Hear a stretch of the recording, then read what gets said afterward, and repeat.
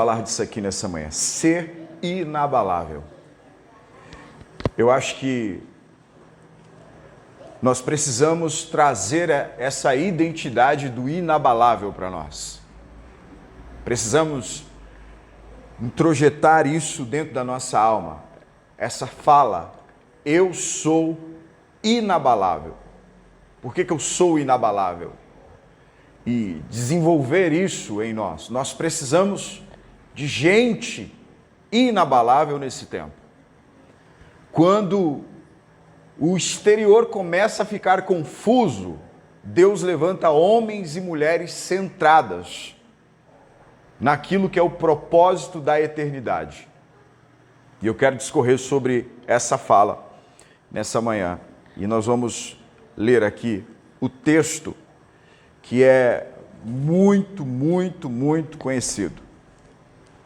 Então, Jesus ele está tratando do Sermão da Montanha nesse tempo. E lá ao término do capítulo 6, ele vai falar a respeito dos dois tipos de gente. Aqueles que ouvem e aqueles que, ou melhor, aqueles que praticam e aqueles que não praticam.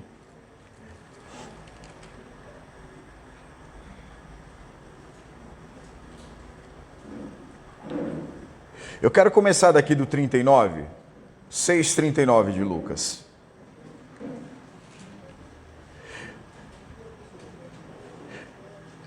Jesus aqui ele vai entrar numa parábola conclusiva do sermão e ele vai, através das parábolas, trazer conclusões a respeito daquilo que ele está falando.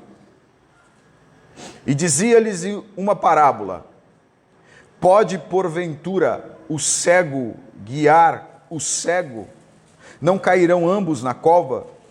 O discípulo não é superior a seu mestre, mas todo que for perfeito será como seu mestre. E por que atentas tu no arqueiro que está no olho do teu irmão e não reparas na trave que está no teu próprio olho? Ou como podes dizer ao teu irmão: irmão, deixa-me tirar o arqueiro que está do teu olho, não atentando tu mesmo na trave que está no teu olho? Hipócrita, tira primeiro a trave do teu olho, e então verás bem para tirar o arqueiro que está no olho do teu irmão. Porque não há boa árvore que dê mau fruto, nem má árvore que dê bom fruto. Porque cada árvore se conhece pelo seu próprio fruto. Pois não se colhem figos dos espinheiros e nem se vindimam uvas dos abrolhos. O homem bom do seu bom tesouro do seu coração tira o bem, e o homem mau do mau tesouro do seu coração tira o mal. Porque da abundância do seu coração fala a sua boca. Por que me chamais Senhor, Senhor, e não fazeis o que eu digo? Qualquer que venha a mim e ouve as minhas palavras e as observa, eu vos mostrarei a quem é semelhante. Semelhante ao homem que edificou uma casa e cavou e abriu bem fundo e pôs os alicerces sobre a rocha, e vindo enchentes bateu com ímpeto a corrente naquela casa e não a pôde abalar, porque estava fundada sobre a rocha.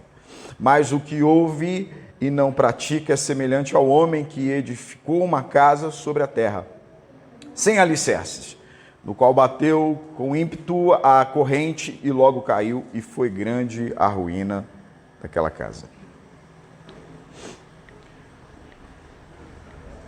Eu acho que dentro dessas palavras, Jesus ele vai sintetizar o que é o Evangelho. O que é o Evangelho para mim e para você. Eu acho que em algum momento a gente perdeu a percepção da raiz real, verdadeira do que é o Evangelho. Talvez como os fariseus estavam nessa época a qual Jesus foi inserido. Quando Jesus ele está falando nos últimos versículos a respeito dessa tal construção e essa construção foi edificada sobre essa rocha que nós podemos apontar para o Senhor Jesus, ele está dizendo que as tempestades elas vão vir, as correntezas elas vão vir. E ele está falando algo a respeito dessa pessoa que construiu a casa sem fundamento, sobre areia. Porque quando olhamos na fala grega para o texto, essas tempestades de vento e essa casa que está ruindo, a ideia que se tem é que quando a tempestade vem sobre esse ser, essa pessoa que não está fundamentado, ele começa a produzir movimentos desordenados por causa daquilo que está acontecendo no exterior. Preste atenção numa coisa. Se você tende a produzir movimentos desordenados por causa das tempestades que vêm contra a tua vida, você precisa rever os alicerces e as bases daquilo que você está construindo. Se essa tal tempestade tem a capacidade de fazer com que a sua construção sofra alterações, significa que a tua casa não está fundamentada sobre essa rocha. Se de alguma maneira você está se movendo conforme os ventos, significa que a palavra de Deus não está fazendo efeito interno dentro de você. E quando a palavra faz efeito em nós, irmãos, não é no momento em que nós ouvimos uma frase, uma fala ou uma revelação e nós ficamos maravilhados com isso. Porque você pode ouvir inúmeros malabares a respeito do amor de Jesus e você se ficar impressionado com isso. O que é diferente de você ouvir que Jesus te ama, limpo, literal, e você interiorizar isso e entender isso. Existe diferença nisso. A gente vive num tempo em que as pessoas querem ser tocadas e ser impressionadas, na verdade, essa é a fala, pela palavra. Jesus, ele conseguia andar dentro de uma linha muito simples, mas a palavra que ele dizia tocava o interior das pessoas. As frases de efeito, de fato, elas não vão nos transformar. Então, eu preciso ter um olhar analítico sobre quem eu sou e eu preciso me perguntar nesse dia, será que as circunstâncias desfavoráveis da minha vida estão conduzindo o meu movimento ou o meu movimento permanece dentro da eternidade, dentro do propósito divino? Querido, ser cristão não é apenas ir para o céu. Ser cristão é revelar Jesus através da tua vida, através das suas atitudes. Ser cristão não é almejar o céu, ser cristão é almejar ser igual a Cristo, independente do céu. Não. Ser cristão não é almejar o céu, ser cristão é andar como Jesus andou, independente do céu, porque senão dá-se a sensação que você está se comportando apenas pela recompensa que você vai receber. E é aqui talvez que alguns de nós se perdem. Por quê? Pastor Michel falava do descontentamento essa semana. E preste atenção numa coisa. Descontentamento não é o mesmo que necessidade. Amém ou não? Descontentamento é uma coisa. Necessidade é outra. De maneira que tem gente que tem tudo, mas está descontente. Eu preciso fazer a autoanálise. Eu estou enfrentando uma necessidade ou estou enfrentando um descontentamento? O povo no deserto está passando necessidade? Não. O povo no deserto está dentro de um ambiente de descontentamento. Eles têm comida? Tem, mas eles não querem aquilo que Deus está dando. Eles querem aquilo que é o desejo do coração deles. Você nessa manhã, nesse dia, está passando por um momento de necessidade ou de descontentamento? Eu ouvi o pastor dizer que maná não é para se gostar, porque o maná não tem a utilidade de produzir prazer em você. A utilidade do maná é produzir vida. De maneira que às vezes Deus vai te sustentar com aquilo que te proporciona vida e não haverá prazer. Porque no prazer a gente não aprende. Prazer se deleita. Dificuldade nos torna muito mais reflexivos. Agora, por que eu disse que a gente tem dificuldade em algumas coisas, nessa coisa toda estrutural e de movimentos? Olha que interessante. Lá no deserto, os sapatos não se gastavam. Lá no deserto, as roupas não se consumiam.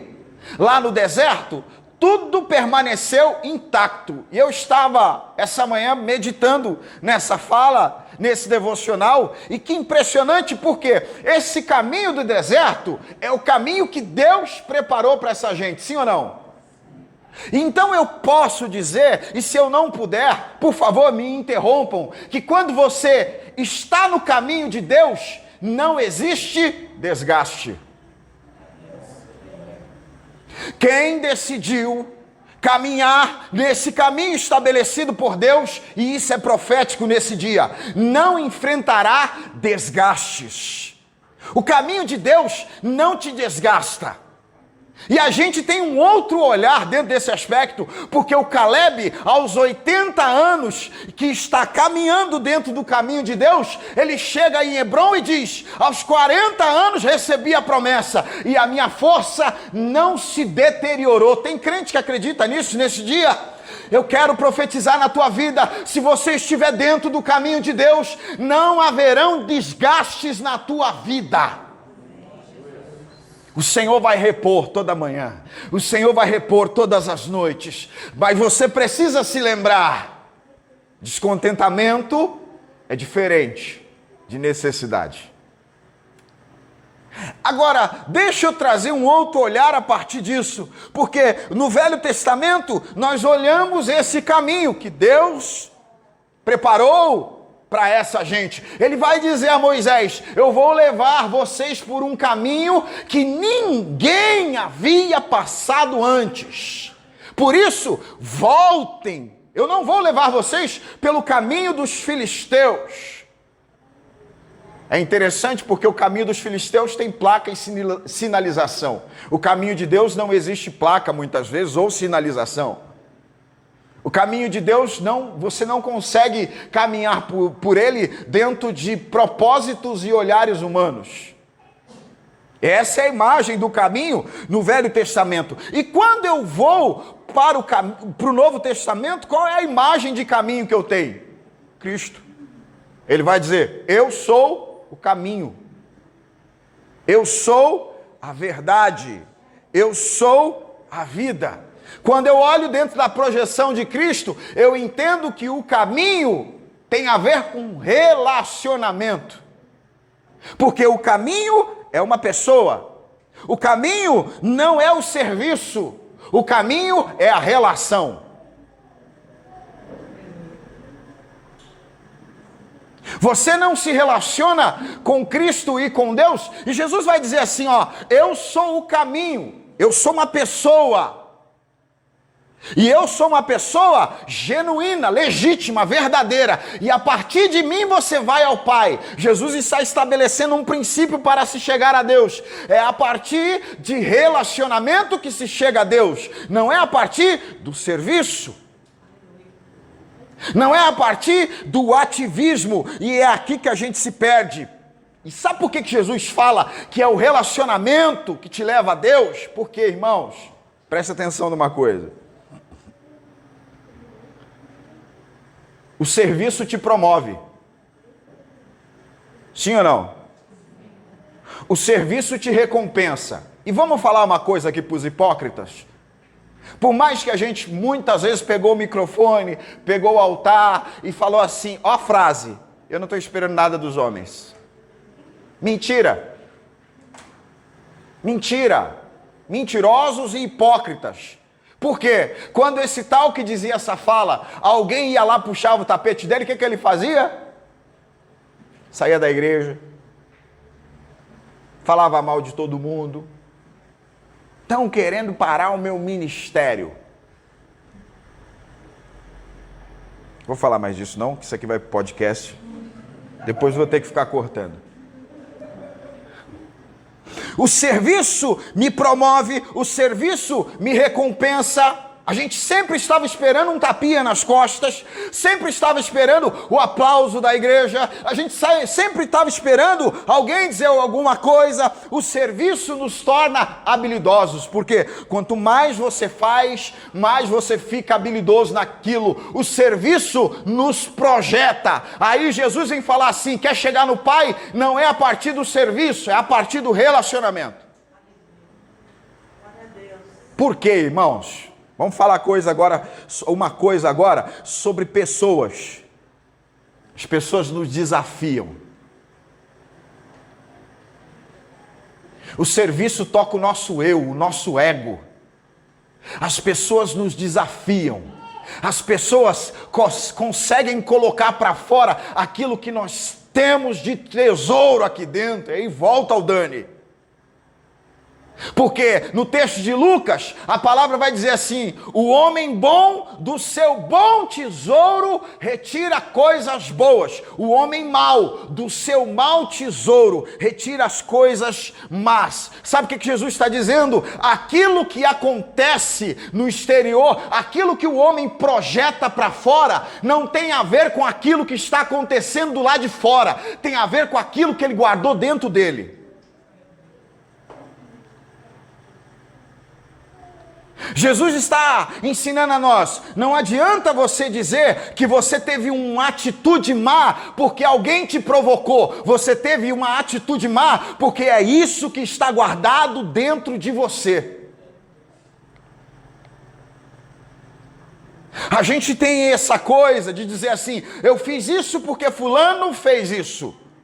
Eu estou apenas reagindo a isso. E Jesus vem dizer assim, ó, quem é bom está tirando bondade, não é do meio, não é do exterior. Quem é bom está tirando bondade de dentro. Da mesma maneira, quem é mau não está tirando maldade de fora, está tirando maldade de dentro de si mesmo. Aí vem o texto que do coração é que saem as fontes de vida. E isso se encontra com aquilo que Jesus falou. Deixa eu te falar uma coisa. Se você está tendo atitude má, isso não é culpa do seu cônjuge, isso não é culpa do seu patrão, isso não é culpa da tua família, isso não é culpa da vida. O problema está dentro de você, porque o teu tesouro está contaminado. Eu não ia bater.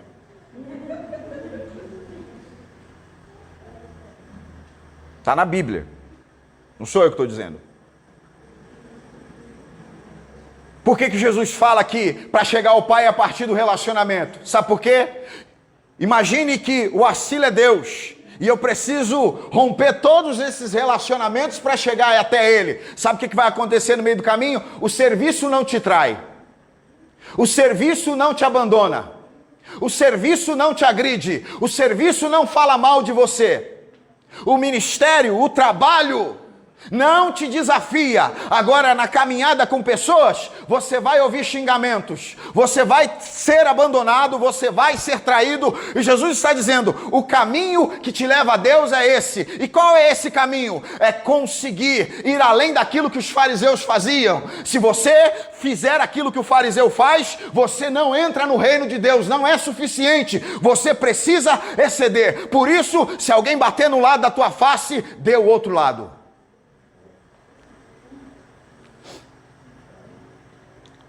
Isso aqui é palavra para quem quer parecer-se com Jesus.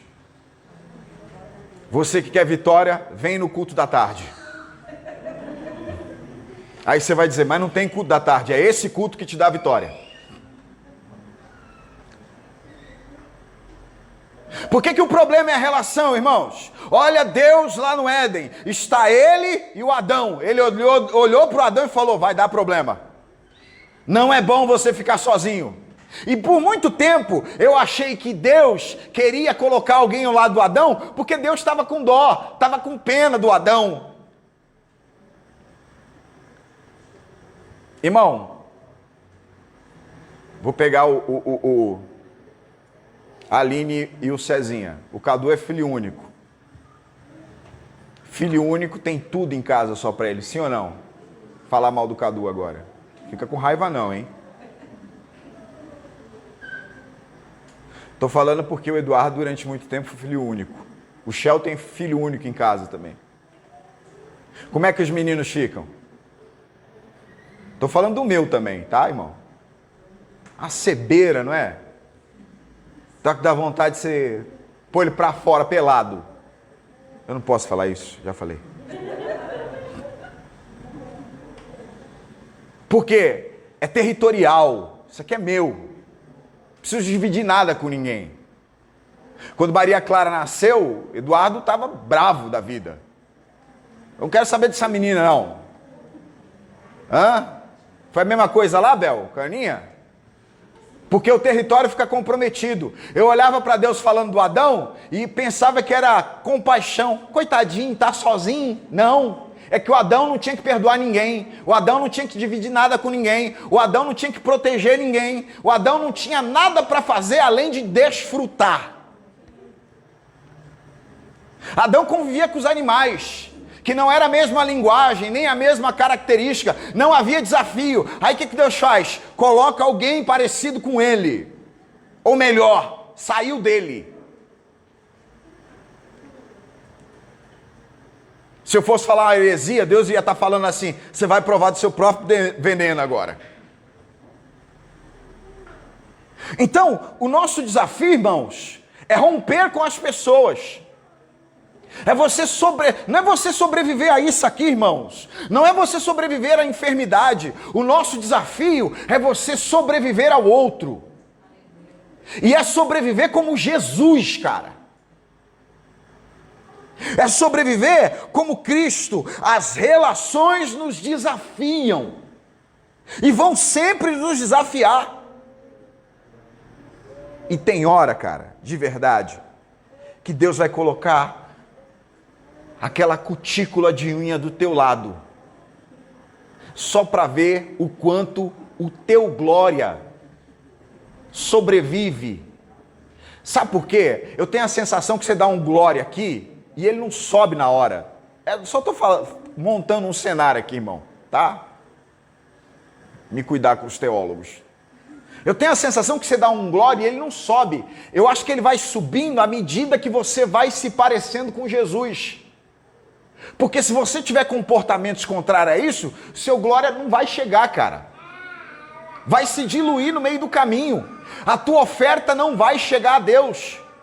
Você lembra do Caim? Ele vai fazer um sacrifício a Deus e ele está com um monte de problema dentro dele porque ele não está sendo aceito. E Deus vai dizer para ele, olha, se você se comportar direito, eu vou receber o teu sacrifício. Sabe por quê? Deus, irmão, não é político para você ficar comprando ele. Deus não aceita suborno. O Caim foi lá e trouxe. E aí a gente fica tentando explicar um monte de coisa. Ah, porque ele não trouxe do melhor da terra, porque ele não fez isso, porque porque não era sangue. Aí Deus é muito claro: Caim, se você andar direito, você vai ser aceito. Não tem nada a ver com o fruto da terra, tem a ver com o comportamento daquele cara.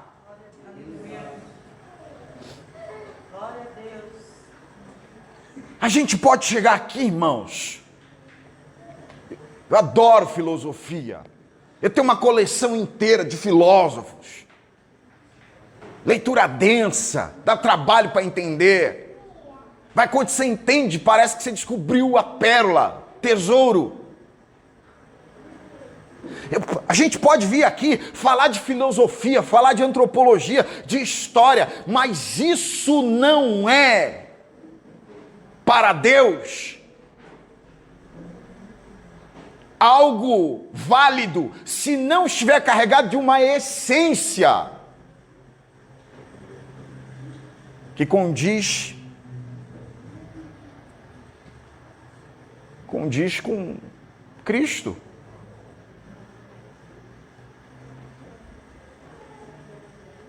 Ser inabalável é definir que tipo de tesouro você vai carregar.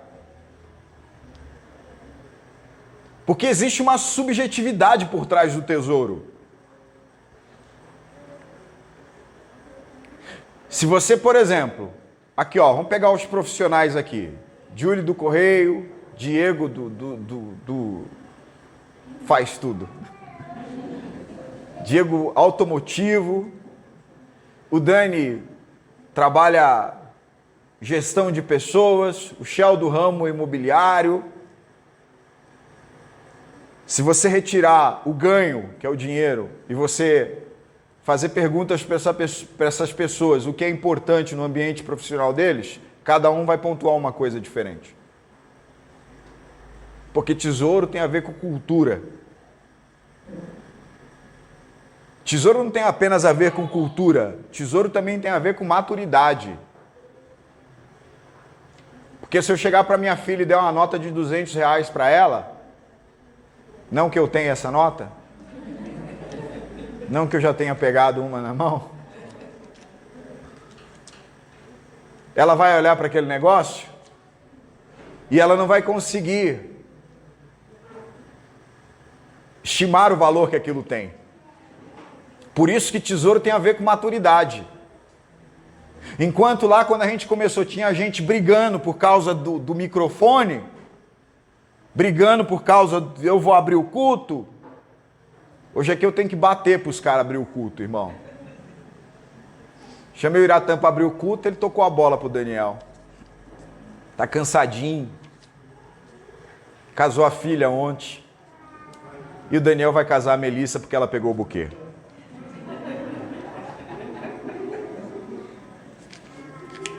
Os pretendentes podem entrar na fila.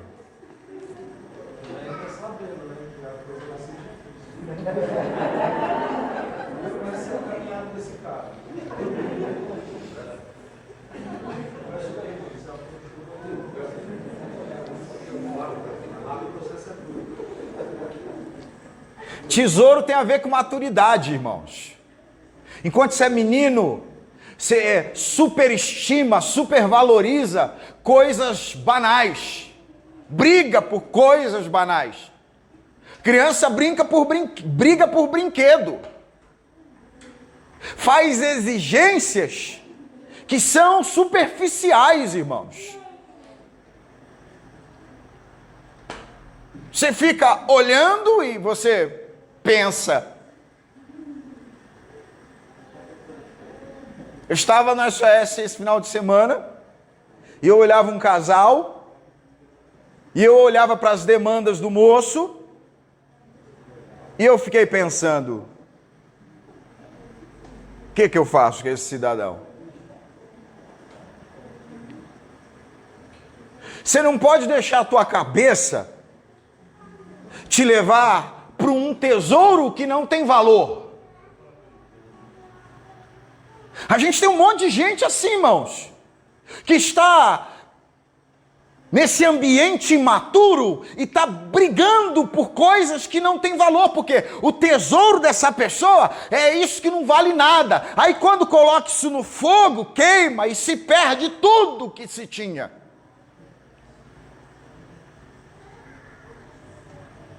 Reino dos céus é isso.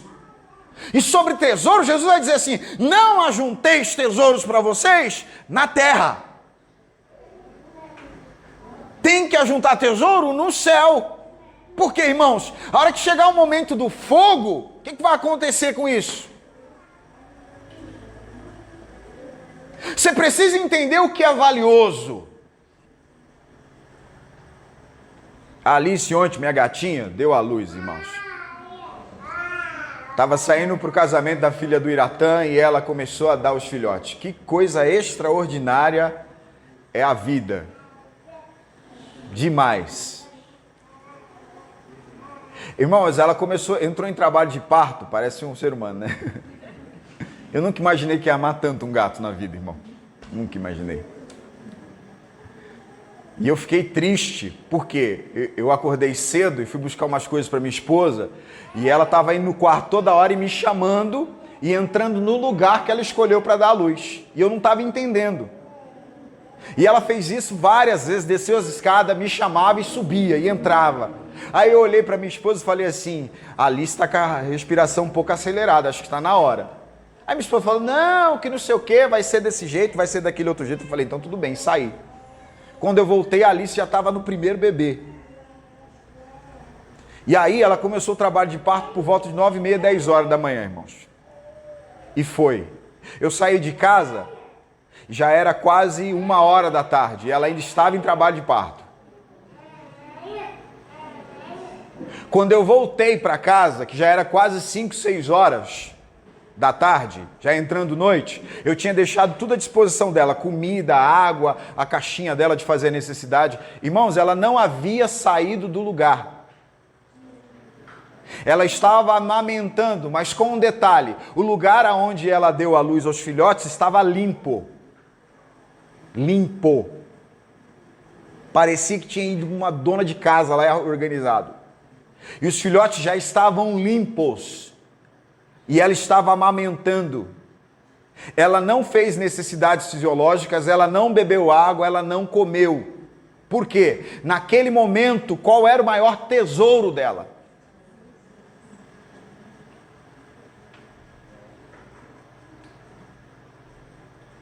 Tesouro tem a ver com maturidade. Se você for um menino e uma menina, você vai passar a vida inteira desejando coisas que não são necessárias. Você vai buscar coisas apenas que fazem parte do teu descontentamento. Terminar. E quando nós falamos de tesouro, tesouro também tem a ver com necessidade. E aí o apóstolo Pedro vai nos ensinar a respeito de como lidar com as nossas supostas necessidades. Ele vai dizer lá em 1 Pedro capítulo 5, versículo 7, lançando sobre eles toda a vossa ansiedade. Por quê? Ele tem cuidado de vocês. Sabe o que Pedro está falando? Pega aquilo que você julga ser necessário, lança no filtro que é Deus, ele vai filtrar e ele vai cuidar de você como tem que ser cuidado. Eu não exijo, quando eu penso estar necessitado de alguma coisa, eu lanço em Deus. Vem para cá, Gil. Deixa eu concluir a mensagem.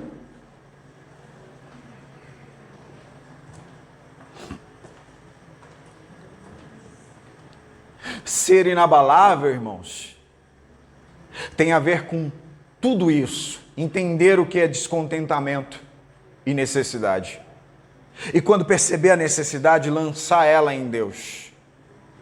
Ter uma vida inabalável não é apenas ouvir a palavra, é colocar em prática aquilo que se ouviu.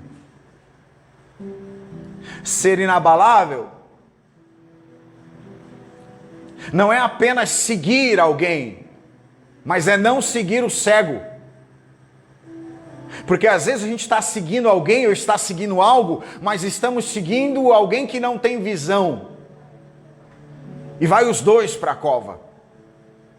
E Jesus vai dizer algo interessante. Ele vai dizer assim: o mestre jamais será, o discípulo jamais será maior do que o mestre. É claro, Jesus está falando dentro do contexto da cegueira. Não pense você que você andando atrás do cego, você vai enxergar. O máximo que você vai conseguir chegar é ser um cego igual a ele. Cuidado com quem você decidiu seguir. Cuidado com as coisas que você decidiu ir atrás. Porque talvez o que você decidiu ir atrás pode estar te levando para uma cova. Ser inabalável é sobre aquilo que você está construindo hoje e o que isso está refletindo na eternidade. Ser inabalável é decidir não se mover segundo as tempestades ou circunstâncias da tua vida.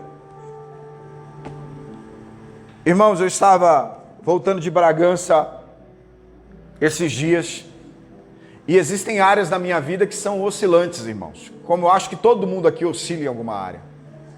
E eu falei para o Senhor Jesus: eu não quero ser oscilante, Jesus. Eu quero ser autêntico. Eu não quero ser uma fake news. Eu quero ser alguém autêntico, genuíno. Eu quero ser alguém legítimo. Eu decidi, não quero oscilar mais. Não quero acordar amanhã com determinados propósitos e na terça-feira esses propósitos terem se acabado. Não. Eu decidi, independente das lutas e das batalhas, eu vou permanecer dentro do caminho que é Jesus. Eu vou permanecer dentro da rota. E irmãos, tentações virão. O inimigo vai se levantar contra a sua vida. Mas quando o inimigo se levanta, queridos, é porque você já fracassou na missão. A ação do inimigo é apenas uma extensão daquilo que você iniciou. Quando você deu o primeiro grito dentro da tua casa, o inimigo entrou. E a partir daí ele fez o resto. Quando você decidiu não se esquivar daquilo que era a aparência do mal, você abriu para o inimigo entrar. E a partir daí as coisas começaram a ser governadas por ele. Lembre-se, o primeiro passo é sempre meu e seu. Se o inimigo está fazendo alguma coisa, é porque eu dei a legalidade, é porque eu dei a abertura. Ele fica aguardando um momento, e quem dá esse momento a ele? Somos eu e você. Enquanto a gente não tiver essa mentalidade, enquanto a gente não trazer isso para dentro de nós, a gente vai viver segundo a circunstância. Foi esse, foi aquele, a culpa é de quem? A culpa é daquele outro, a culpa é desse outro. Mas Jesus quer te tornar inabalável. E se isso não tem a ver apenas o quanto você ora, isso não tem apenas a ver o quanto você serve, mas se tornar inabalável é a partir da posição que você decidiu estar diante dos golpes que a vida te dá, diante dos golpes que as pessoas te dão, diante das afrontas, diante da perseguição. Ser inabalável é fazer como Jesus, porque ele está resolvido dentro dele, e quem está resolvido dentro de si mesmo não tem problema de tirar a túnica, de tirar a capa e se deitar diante de gente vulnerável, fracassada, se prostrar diante de um Pedro, se prostrar diante de um Judas e lavar o pé dessa gente. Sabe por quê? Jesus está resolvido dentro de si, e quem está resolvido dentro de si, irmão, não tem o que aconteça do lado de fora que vai tocar naquilo que você decidiu ser dentro de você. Fica de pé.